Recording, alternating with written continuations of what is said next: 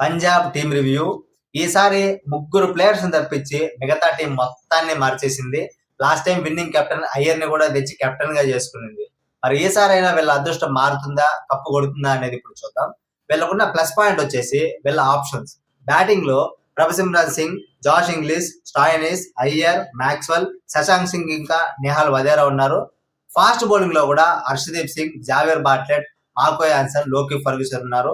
Spin లో కూడా చాహల్ ఇంకా హర్ప్రీత్ బర్ చాలా బాగా వేస్తారు. ఓవరాల్ గా ఇది ఒక సాలిడ్ టీం అని చెప్పుకోవచ్చు. కానీ వీక్ పాయింట్ ఏంటంటే అంత బ్యాలెన్స్డ్ గా లేదు. బ్యాటింగ్ లో మంచి స్ట్రాంగ్ ఉండాలంటే ఇంగ్లీషు, స్టాయినిస్, మ్యాక్స్వెల్ ముగ్గురిని ఆడిపించాలి.